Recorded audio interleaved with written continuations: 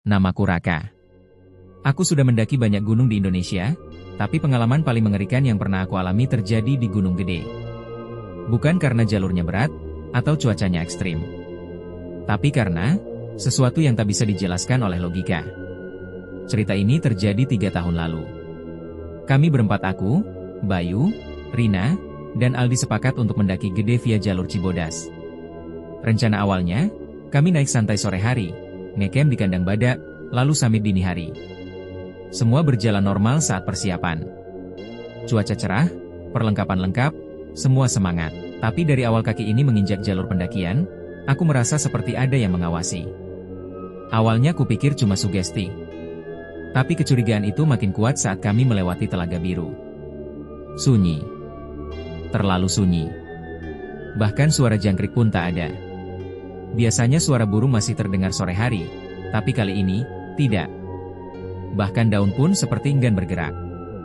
Aldi, yang biasa paling cerewet, juga diam. Kalian ngerasa nggak sih, hutan ini kayak mati, katanya tiba-tiba. Aku hanya mengangguk. Aku tak ingin membuat yang lain panik, tapi memang ada yang salah, seolah kami masuk ke tempat yang tak seharusnya. Sampai di air panas, langit sudah mulai gelap. Rina berhenti dan menatap ke arah semak-semak di samping jalur. Ada yang manggil gue, bisiknya. Kamu dengar suara? Tanyaku. Dia mengangguk, wajahnya pucat. Suara perempuan, lirih banget, minta tolong. Kami memutuskan untuk cepat-cepat naik.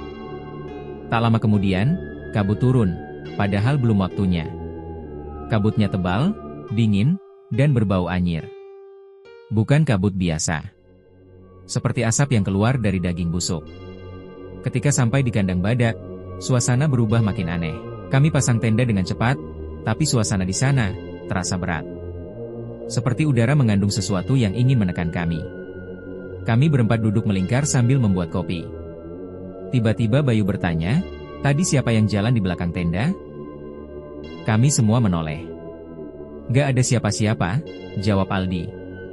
Bayu berdiri dan berjalan ke belakang tenda, lalu kembali sambil menunduk. Gue lihat kaki. Kayak kaki anak kecil. Tapi pas gue kejar, hilang. Tak ada yang menanggapi. Kami semua hanya menatap api kecil yang membara. Malam itu, Aldi berteriak keras dalam tidurnya. Kami semua terbangun. Ia menangis, menggigil. Dia duduk di dada gue, mukanya kayak dibakar, dan dia bilang, "Jangan balik, jangan balik." Aku mencoba menenangkan Aldi, tapi jujur, aku sendiri nyaris tak bisa bernapas. Karena saat ia mengatakan itu, aku merasakan tangan dingin menggenggam kakiku dari luar sleeping bag. Aku menoleh cepat. Tak ada siapa-siapa. Tapi jantungku berdegup kencang. Pagi harinya, kami menemukan sesuatu yang lebih gila. Ada jejak kaki kecil mengitari tenda kami. Tapi yang membuat semuanya salah, jejak itu hanya satu arah menuju tenda kami. Tidak ada jejak keluar. Kami sepakat untuk summit cepat dan langsung turun. Tapi kabut kembali turun saat kami sampai di batas vegetasi. Jalur jadi gelap, dan suara-suara mulai muncul. Bukan suara hewan. Tapi suara, tertawa anak kecil. Dan kemudian bisikan, "Jangan lihat ke belakang." Aku berhenti. Nafasku tertahan. Suara itu, seperti ada di belakangku. Sangat dekat. Teman-temanku berjalan terus, tak mendengar apa-apa. Tapi aku tak bisa bergerak. Dan akhirnya, aku menoleh. Aku masih ingat jelas apa yang kulihat, seorang anak kecil. Tapi bukan manusia. Wajahnya rata, tak ada mata, hidung, atau telinga. Hanya mulut besar yang menyeringai. Bajunya kotor, tubuhnya dipenuhi luka bakar, dan ia mengangkat tangannya ke arahku. Aku menjerit, terjatuh ke tanah. Teman-temanku berbalik dan membantuku berdiri. Tapi saat mereka menoleh ke arah yang kutunjuk, tak ada apa-apa. Kami lari turun gunung seperti dikejar setan. Tapi gangguan belum selesai.